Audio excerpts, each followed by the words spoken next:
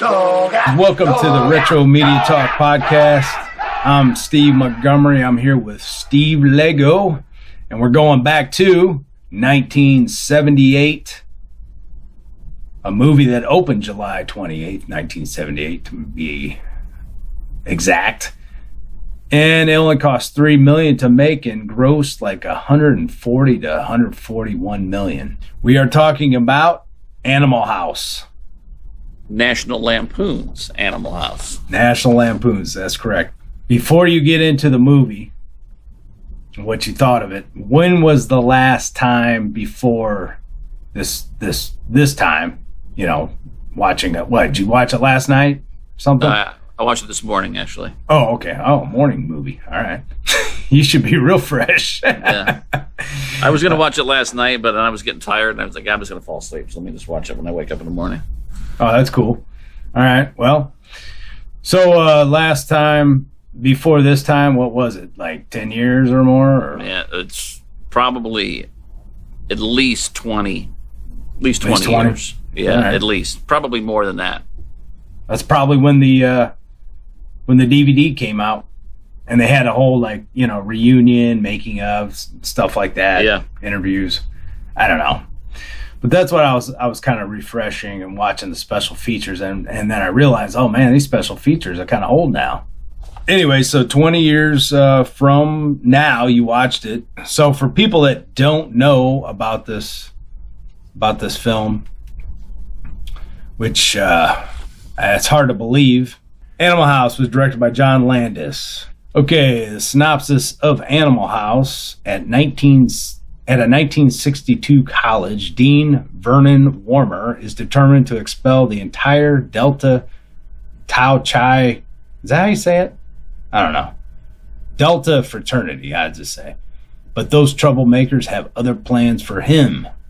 Well, anyway, it's just about these guys trying to join a fraternity, and they end up joining the Delta fraternity, and it's just a party after party fraternity. The dean tries to get them kicked out and all that stuff, and I'm not going to go into great detail about it. It's just a party movie, and right. Just tell me what you think of the movie, and then we'll go from there. And then I think it's hilarious. I think it's a funny movie. It's in the same vein as, you know, like the Hollywood Nights. Like this was like my dad's second favorite movie. So this was played a lot when I was young, and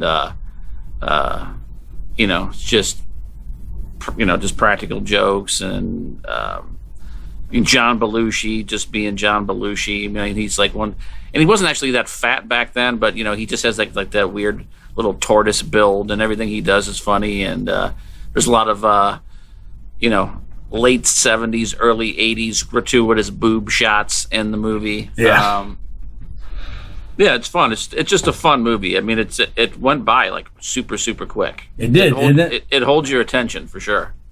Yeah, John Belushi's eyebrows, man. He just make any face look funny, you know. Yeah. But yeah, I did not know. So this was your dad's second favorite film. That's awesome. Wow, that's pretty cool. Well, I mean, I haven't seen it probably as long as you have. It's probably been close to 20 years. Maybe more. I don't know. Maybe not. No, maybe not. But, you know, probably in the last decade, I've probably seen it. But I haven't watched I got on Blu-ray and I finally watched it. I had a great experience rewatching this. It was it's just a timeless comedy. I mean, it's so much fun. And there's so many big actors in it, you know, that became big after this movie. Right. And, you know, the highest paid actor really was John Belushi initially. And it was $40,000 they paid him to do this movie. Well, I read they paid Sutherland $75,000. Well, I read, it might have been, I don't know. When I was watching the making of it, they said John Belushi was the highest one. But what I read was Donald Sutherland made $35,000, but then he was granted 2.5% of the film's profits. So initially he was paid less, but in the overall run of it, he was paid a lot more, because if he made, 2.5% of what it grossed, that was a good paycheck. But I could be wrong on that. I don't know. We obviously read two different things, so who knows? Maybe it was 75 in the end, Yeah, possibly. Just I had read that they offered him just a stake in the movie's profits, and he thought that the movie was just going to flop, so he just took the cash payout. Oh, really? Huh. Somebody's wrong on it. I don't know who, whatever we read, whatever. I forget what site I read it on. So Kevin Bacon, that was his first movie, and he was only making $700 a week for 5 weeks. But I guess in 1978, that's a pretty good paycheck. But yeah, for not, it's not like you're not doing manual labor. You're not laying brick. No, and they weren't even going to do this movie, because it was supposed to be they wanted. I think they wanted Chevy Chase and some other people to do it, and it was but the Landis didn't want to make, I guess, a SNL film, so right. They got Chevy out and whatever, and they only had Belushi, I guess, as the big Saturday Night Live guy. But yeah, it was pretty much an unknown cast for the most part, and the studio wasn't going to do it until they got a major star on there, and that was Donald Sutherland. And I guess the movie wouldn't have been made supposedly, if John Landis didn't babysit Kiefer Sutherland, is what I heard. I guess they had him. I don't know. It was a story about them. I guess they had to watch the kid. I don't know where his mom was. Of course, you don't know everything you read, but right. But one thing I watched the making of, dude. And did you know they got in a big brawl? Yeah, prior to filming or something. Prior to filming, yeah. Yeah. I was like, is this for real? Yeah. Yeah, somebody got a chipped tooth, and Tim Matheson got, I don't know, he got majorly, I don't know, a lot of punches thrown at him. And who's Widow's teeth? James Widows, that's it.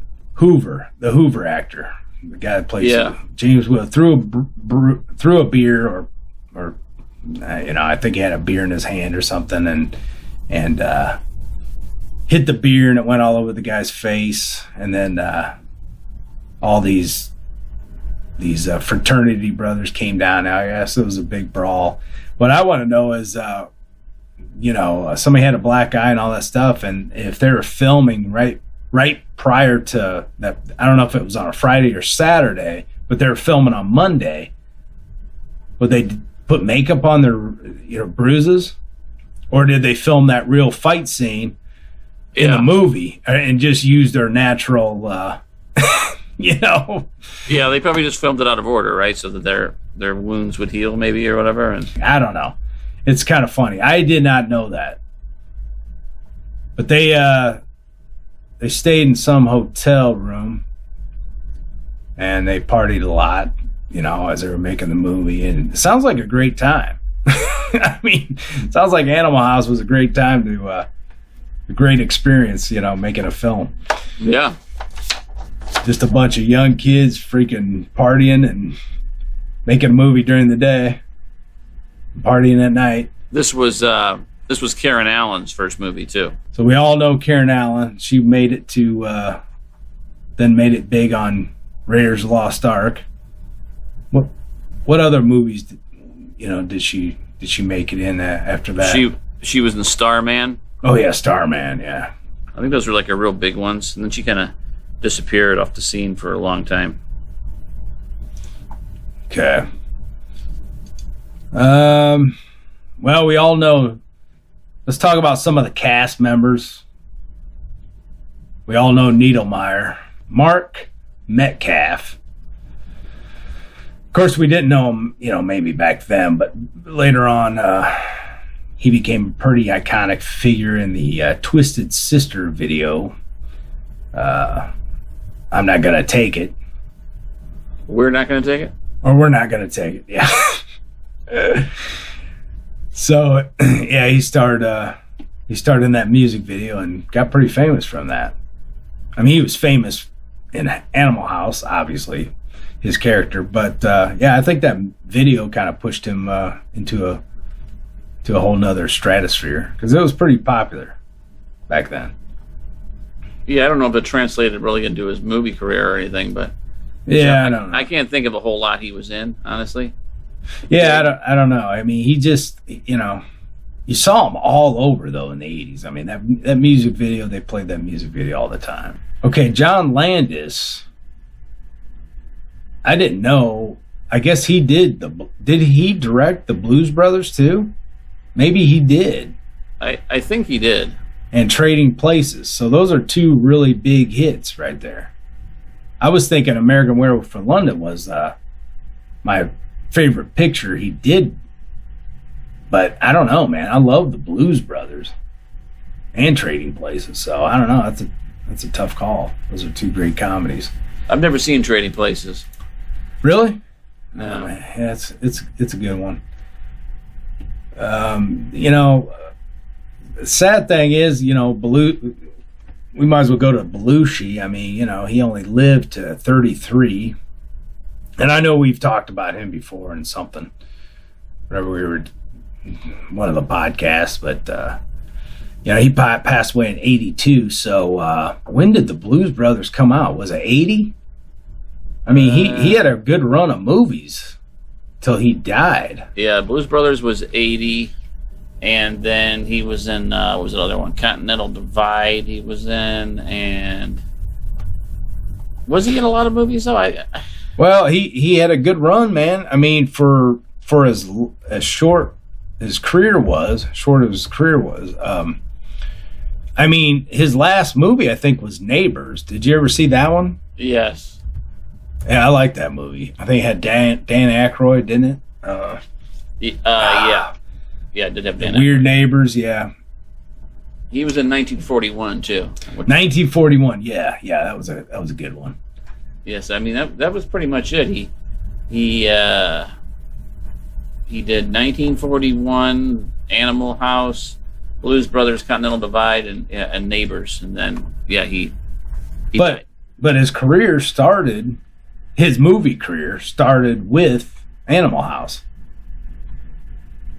You know what I'm saying? Yeah. He puts out Animal House, then he goes right to 1941, then he goes to the Blues Brothers, and then what was it, Continental Divide, and then Neighbors, I guess. So I mean, it was one after the other. And I know with the Animal House, I thought he was like one of those guys that was partying all the time, but apparently he was staying in a hotel away from them. Yeah, because they knew he couldn't handle it. Yeah. So that was interesting. So you think about this fight they had. You think about those guys, were beating up the cast members of this movie. I mean, what was going through their heads? I mean, if I was in college and I knew these guys were filming a movie at the college, man, I would be like, "Hey, man, how you doing?" Trying to be all cool, and they're wanting to beat their asses. And then this movie comes out; it's a huge hit. I wonder what their thoughts were after that. I beat that guy up, or yeah, probably, or were they like, "Oh man, I feel bad, man." These, I don't know. It's just a weird deal. Obviously, these guys weren't giving two shits about it, if they were going to be big stars or not. As far as the movie goes, there were some really good writers on it. Besides directing, it was directed by John Landis and written by Harold Ramis, which we know from Ghostbusters, and was produced by Ivan Reitman, another Ghostbusters producer, and written with Doug Kenny and Chris Miller. Well, Douglas Kenny, he wrote Caddyshack or something. I think he was part of that. crew. I mean, he was a National Lampoon's writer, co-founder, or whatever. All these guys came from National Lampoon. Yeah. I'm trying to think, filmography. Yeah, he was involved in Caddyshack. He was involved in Heavy Metal. That's a weird one. I didn't know he was involved in that one. He wasn't the writer. He was an actor? He was an actor in that one. So he played Storkman. What character was that? Gosh, I don't know. It doesn't ring a bell. It must have been like a tiny bit part or something. Douglas Kenny as Dwayne Storkman. Why the hell can I think of that character? Oh, he didn't really say much. He was the weird guy with the glasses. Oh, yeah. Okay. Gotcha. Yeah, I just saw a picture of him. Okay, Tim Matheson. I always liked Tim Matheson. He was in another good comedy called Up the Creek in the 80s. It was another teen comedy. I think Animal House probably was the movie that kicked off the raunchy teen comedies of the 80s. Don't you? Because, I mean, it had to have. Yeah, because I can't really think of anything else earlier, to be honest with you. I mean, there might have been something here and there, but I don't think so. Because when was like Meatballs and like a Porky's? Those were like what?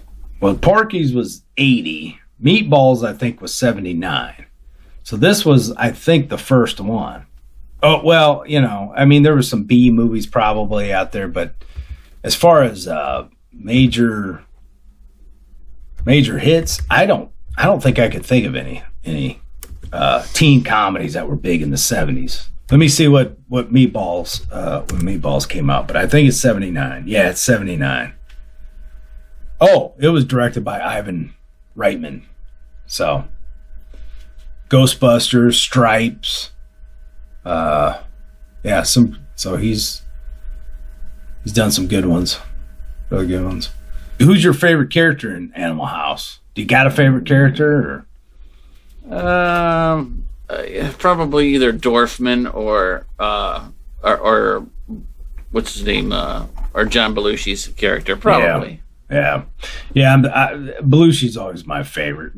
Then I really like Otter, Tim Matheson's character. He's a funny guy.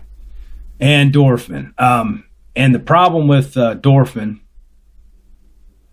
who was nicknamed in the movie Flounder, he died at age 63 on June 16th, 2017, with complications of diabetes. And then John Belushi, of course, died March 5th, 1982. And my other point was, it's so sad that, he pumped out all these movies, but he didn't get a chance to see how, his legacy, it's crazy. And I guess he's a really smart guy. He was really intelligent. You look at him and stuff, he seems like a goofball, but I guess he's like a brain. He wasn't that smart to be doing heroin and cocaine at the same time. Yeah. Yeah. I know. All those guys on Saturday Night Live, man, they were just all snorting cocaine back then. And, I'm sure that's where he got hooked, I would imagine. So we got Tim Matheson. Peter Reigert, he played Boone, that character. I'm not sure what he's doing now. That was Karen Allen's boyfriend, right? Is that who that was? Yeah. He's still alive. He's 76 now. That's weird, man. You see all these guys young and now they're almost 80. He didn't look familiar to me. I couldn't think of anything else that he was in. I'm sure he was in a bunch of stuff, but he was one of the people that kind of got lost in the shuffle of the movie. You know what I mean? You don't remember him at all. Yeah, he's not. I mean, he kind of blends in. He's not he doesn't stick out huge like the other guys. He didn't really do anything major after this. A lot of TV. Yeah, I see that. Yeah, it's crazy. Hey guys, this is Steve here, and I want you to try the best superfood on the market. Field of Greens, real organic superfood. Just use my special coupon code HEALTHYLIFE for ultimate savings. The benefits of Field of Greens contain antioxidants, boosts immunity, completely organic, supports healthy metabolism, and a natural source of vitamins and minerals. Try Field of Greens today with my special coupon code HEALTHYLIFE at checkout. Healthy Life. What about let's see what the other character, Tom Hulse.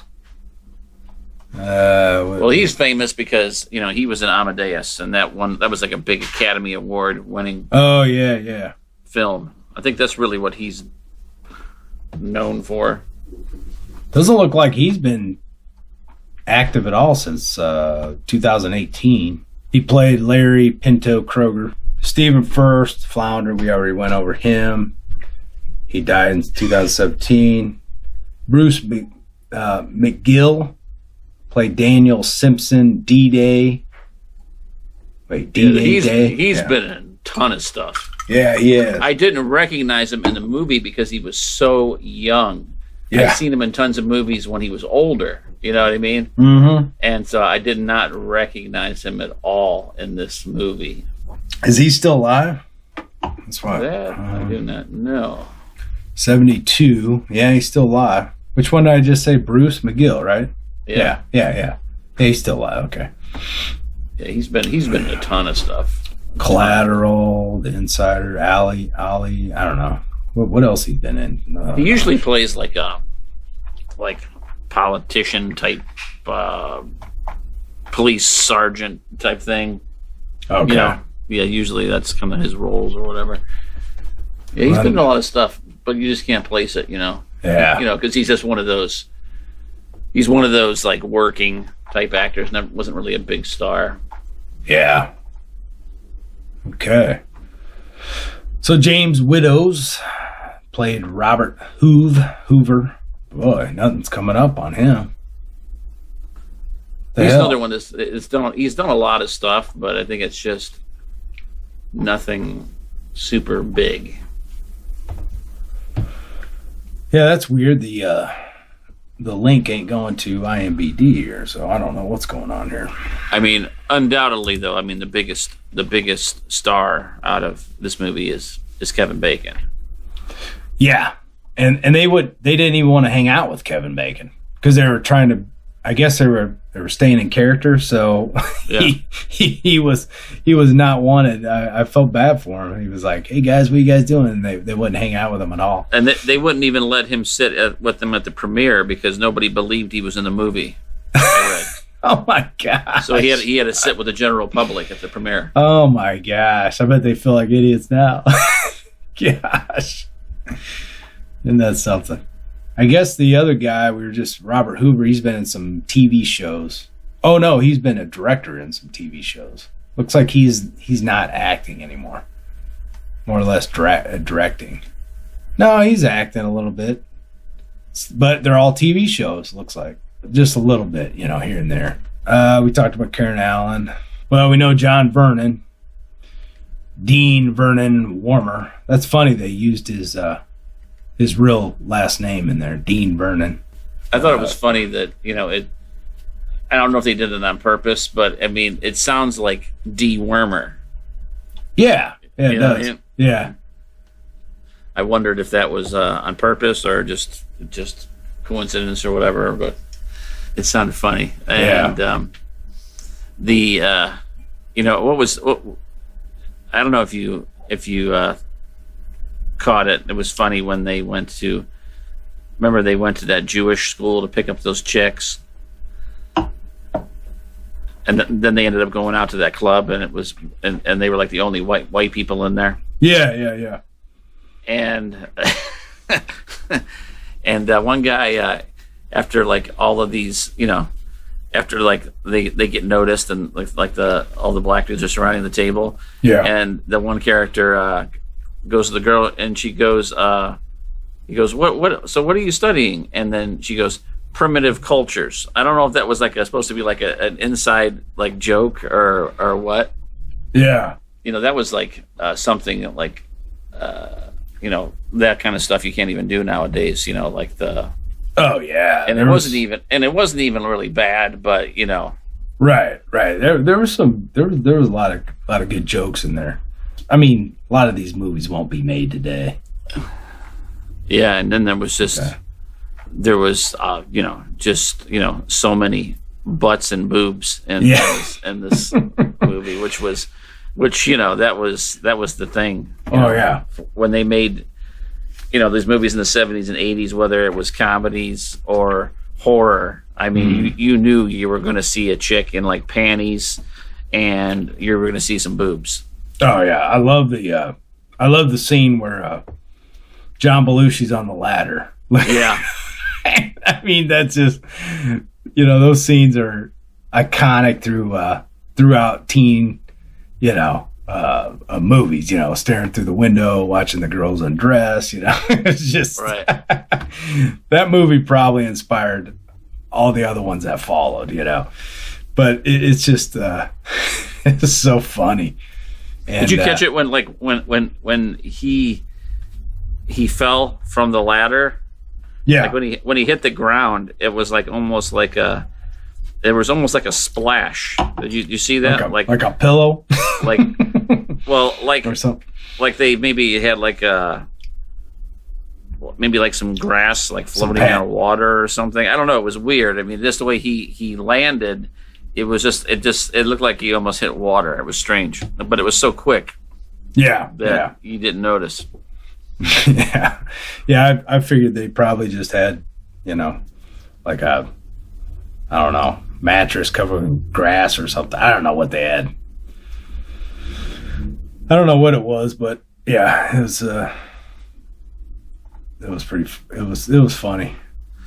Yeah, I told you my dad loved this movie, and he used to reenact the John Belushi scene all the time at home and piss my mom off.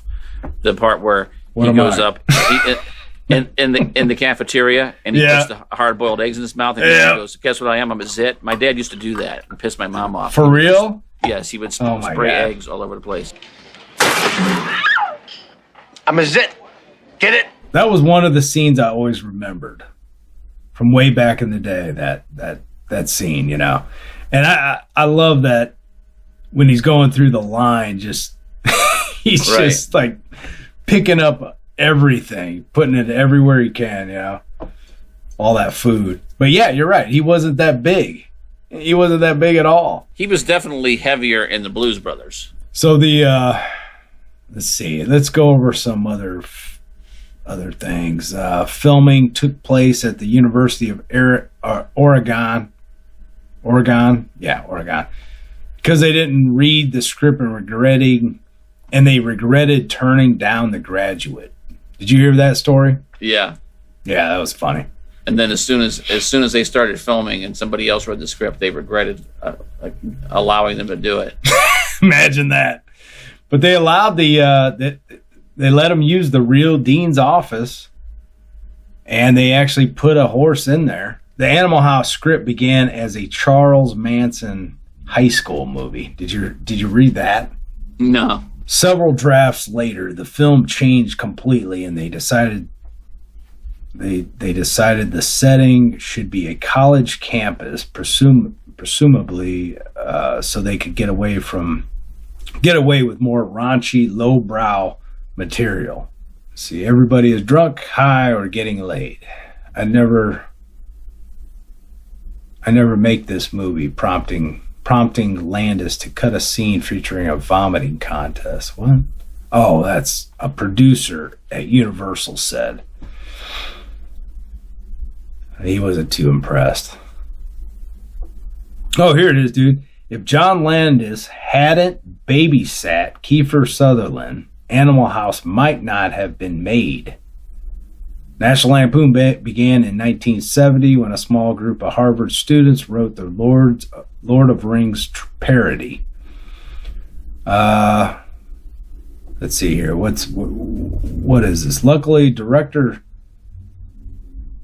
John Landis had gotten to know Donald Sutherland after working with him on Kelly's Heroes and babysitting Kiefer, and Sutherland agreed to star as Professor Dave Jennings and be the big name that Universal wanted. So, I don't know. Apparently, he babysat Kiefer Sutherland. Members of the then current cast of Saturday Night Live were offered parts, but only John Belushi accepted. The other order was originally written for Chevy Chase, but he turned down the offer as well. Chase was notorious for being difficult to work with, and since he was about to star in the lead in Foul Play, he didn't want to share the starring role with Belushi. Now, I heard a totally different story. I heard that they were trying to talk Chevy out of the role, and they told him about Foul Play or something like that, about being a lead. Mm-hmm. And he took that over he quit Animal House to do Foul Play. I don't know what's true, what's not. I don't know, man. You guys up for a toga party? Toga! Toga! Yeah, I think they like the idea, Hoove. Were toga parties popular before Animal House? That's what I want to know. I guess they were. I read somewhere that they were popular back in the 60s. And then after Animal House came out, it started the fad again. Yeah, because I always remembered that somebody always was having a toga party or something. I never went to one. You always heard of college parties having a toga party. So that had to be more popular because of Animal House. It just had to be, I would think. Toga! Toga! Toga! Toga!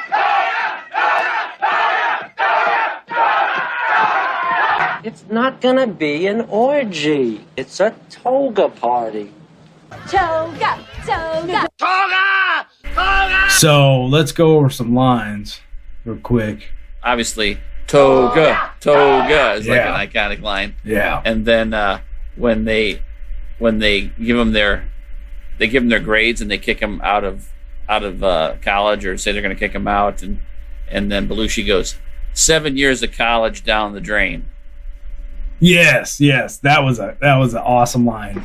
7 years of college down the drain. And then he just reminded me of one, the one about Pearl Harbor. We're not going to give, what was it when the Germans bombed Pearl Harbor? They didn't give up or something like that. And I was gagging at that. Obviously everybody knows Japanese bombed Pearl Harbor if you're that out of it. But it was funny when he said the Germans bombed Pearl Harbor. I thought that was just a classic line right there. Was it over when the Germans bombed Pearl Harbor? Hell no! German? I like it too when Tim Matheson's character he's in the supermarket and that chick's in the vegetable section and he goes, "Mine's bigger," and she goes, "I beg your pardon," and he goes, "Oh, my cucumber." Yeah. It's bigger. Mine's bigger than that. I beg your pardon? Oh, my cucumber. It's bigger. Yeah, that was a great one. What was that one? There was one that Dean Wormer said. Something like shit through a goose or something. Now I can't even remember it. Put a sock on it, boy, or else you'll be out of here like shit through a goose. What about at the towards the end when what's his name? Pinto goes over to see that chick again, and she goes, "Mom, Dad, this is Larry Kroger, the boy who molested me last month." No, yeah. It's how they deliver the line. It just, some of the lines aren't the greatest, but how the delivery is, I guess, and the mannerisms. With Belushi doing the zit thing. Okay, it's not a awesome line, but the way he looks and the way he delivers it is just classic. See if you can guess what I am now. I'm a zit. Get it? Might as well join a fucking Peace Corps. If you're fat, you're funny. Fat, drunk, and stupid is no way to go through life, son. After I graduate, I'm gonna get drunk every night. Hi guys, this is Steve. Do you know your body needs 60 minerals, 16 vitamins, 12 amino acids, and a powerful blend of essential fatty acids? 90 essential nutrients your body needs to stay healthy. In today's world, depleted soil, crop changes, and seasonal inconsistencies are yielding less nutrient-dense food. This is why the Healthy Body Start Pack was created. Longevity's products have been around for decades. If you want to check out the Healthy Body Start Pack, guys, go to naturalhealthagenda.com. naturalhealthagenda.com. I did read, and it's not a quote, but I did read that the parade scene at the end, that they filmed part of that on the Universal backlot, and they used the same part of the lot where they did the clock tower scene for Back to the Future. Oh, really? And they say in like just in one real quick shot you can see the clock tower, but they used every angle but that. Obviously not for any particular reason, because they hadn't made Back to the Future yet. But yeah, that was the same. That was the same street. Oh, that's cool. Hey, I was just looking at something too. Sarah Holcomb or whatever. You know what I'm talking about? She was in Animal House? Yeah, she's the one that is invited to the party. Who is it? Pinto? Pinto's trying to get her, and then she goes, I'm only 13 or whatever. Wait a minute. Was it Fast Time? I thought it was. I thought she was the one that was Phoebe Cates' friend. That wasn't her? No. Why does she look like her? She was in Caddyshack. Oh, maybe I'm thinking of Caddyshack. Who was the one that... Shit, man. The chick in Fast Times, she was actually really kind of famous. What the heck was her name? So she hasn't done anything past Caddyshack? According to IMDb? Huh. That's weird. Oh, yeah. The other chick in Fast Times was Jennifer Jason Leigh. Oh, that's who it is. Okay, never mind. Yeah, she was pretty famous. Doesn't she look like her, kind of? I didn't think so. Oh, okay. You sure? Yeah, no, they don't look nothing alike. Oh man, I don't think so. Maybe I should edit that part out. Is she alive? She's still alive. My God, I don't even know what she's doing. And it said her film career consisted of only 4 films and a 2-year period. And 2 of those films turned out to be the most successful low-budget comedies of the era: National Lampoon's Animal House and Caddyshack. But they don't say anything else about her. Yeah, you're right. Yeah, that one, that line you were talking about. Didn't you say the boy who molested me last month? Yeah. Yeah, okay. That's where it gets confusing, because Pinto is Larry Kroger.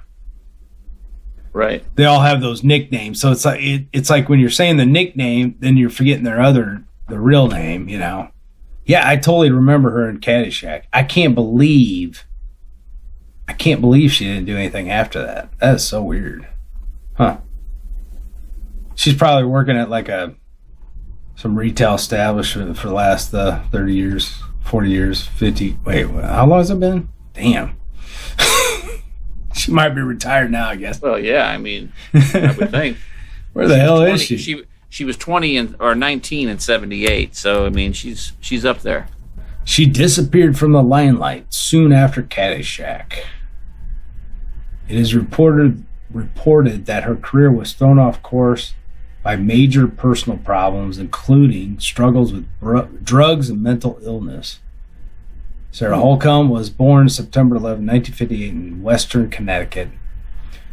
Not a great deal is known about her early life, but she started making her first movies. Yeah. She in Jaws too? Holcomb's breaking came 1978. She had initially been set to appear in one of the summer's most... Oh, she was set to appear in Jaws 2. Unfortunately, as a screenplay, was still relatively heavily written right up to the start. Holcomb was one among a number of prospective stars who wound up being cut from the sequel before it began shooting. So she was cut from Jaws 2. Well, I mean, it said she got hooked on drugs or something, right? Or something, and she might have been put in an institution or something for a while. Doug Kenny, let's see. Kenny, who also wrote and produced Caddyshack, died in August 1980 after falling from a cliff in Hawaii. What, really? Doug Kenny did? Co-writer Doug Kenny, John Belushi. Wow. While Belushi died with multiple drug intoxication in 1980. Happily, Holcomb did not meet a similar end, but her fate was still tragic. Miller explains Sarah wound up in some home for fucked up young girls. She wound up sort of erased from life. I don't know what became of her. Sad story. Wow. That is weird.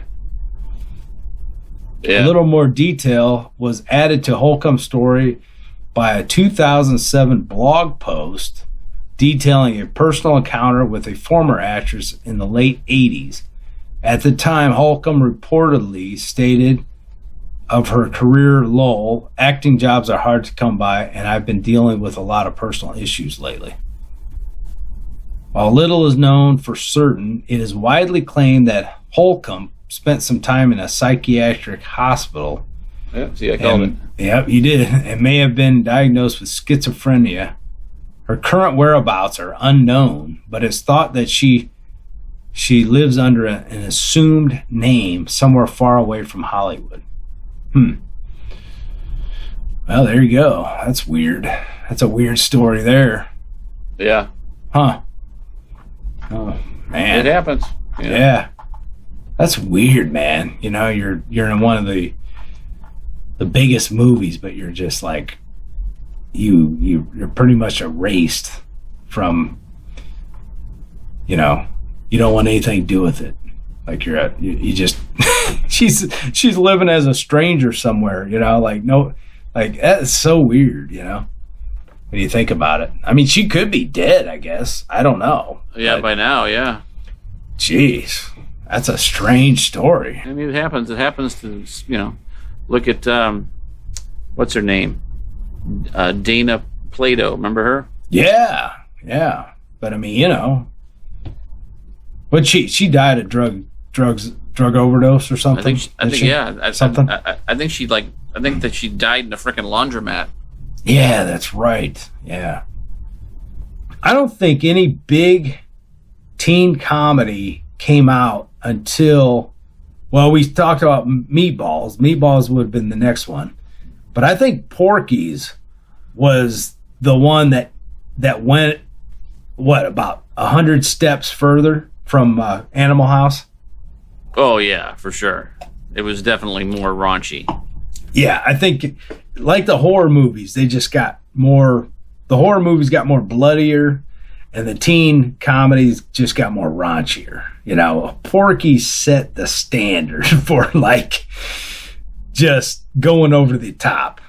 Yeah, and I haven't seen Porky's, and it's been a long time. I remember key scenes that you'll never forget from the movie, but I don't remember the movie as a whole much anymore. Well, you know, the key scene that nobody forgot was the hole, the hole in the shower scene. With this ball breaker. Yeah. And we've talked about this before because we did, A Christmas Story, and Bob Clark was the one that did Porky's, did direct Porky's. And you wouldn't know it. I mean, he did Black Christmas and he did A Christmas Story. It's hard to believe he did Porky's, but he set the standard pretty much for the 80s. But I don't think Porky's would have been made without Animal House, to be honest with you, because Animal House just grows so much money for that comedy, and they didn't particularly want to do it. Yeah. And a lot of critics were pissed off and offended by it, you know, even in those days. So yeah, I think because of Animal House, Porky's was able to be made. I watched Porky's like not too long ago, a couple years ago, and I'll tell you, man, it holds up big time. In fact, I watched all three of them. Now, the first two are only made by Bob Clark, and the third one's made by somebody else. But I don't know, man. I love Porky's. It's just that's all there is to it. It's just good. It's just good. Hey, would food fights ever have happened without Animal House? Well, probably. Okay, so I'm reading here. So music. The film soundtrack features popular songs from the 50s and 60s, including, that's the one I was thinking, Louie Louie. That's always played at like, they've always played that at weddings and stuff like that. And then Shout by the Isley Brothers. Soundtrack album was a commercial success in its own right. Here you go. Animal House received mixed reviews from critics upon its release, with some praising its humor and subversive spirit, while others criticized its raunchiness. However, it has since gained here's the key word, cult following, and is now considered a comedy classic. Two of the words I love to use. Right. So what do you think about how they ended Animal House, the parade scene? Oh, I think it was cool, only because how really were you going to end the movie? So I mean, it was kind of appropriate that you just kind of leave it where it's everything's just one big disaster, and then they do that stop frame and tell you what happened to everybody. Yeah, that was cool. Yeah. Said John Belushi's character, or Beluto, whatever, him and that chick that he drove off with, he became a senator. Yeah. That was funny. Yeah. I forget what happened to the other guys. It said Pinto became a writer for National Lampoon magazine. Oh, yeah, that's right. And Niedermeyer got killed by his soldiers in Vietnam. And I don't remember anybody else. Oh, and the one guy that drove off, they said that nobody knows where he's at. Yeah. Something. I know the studio didn't like John Landis' choice for composer, Elmer Bernstein. And he scored the Ten Commandments and To Kill a Mockingbird. But I think he did a fabulous job on the comedy aspect of it. I think he did a really good job for that. Hey guys, this is Steve from Retro Media Talk. I have a new project out called Fear DEVOID with my old buddy Ryan Machine Keen, guitar virtuoso. It's a heavy metal project. We have a debut track out right now called New World Order. We hope you support it. Download it at Bandcamp. Just go to bandcamp.com, search for Fear DEVOID, New World Order, and download it. It's only 99 cents, and you would be helping us tremendously. We'll get about 74 cents of that. That 74 cents will help us go on to create more content. We have more songs on the books. We just need your support. So download our new single, New World Order.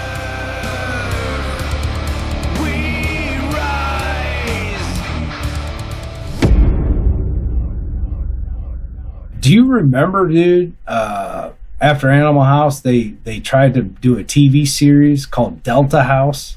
I read that, but I never knew it. No.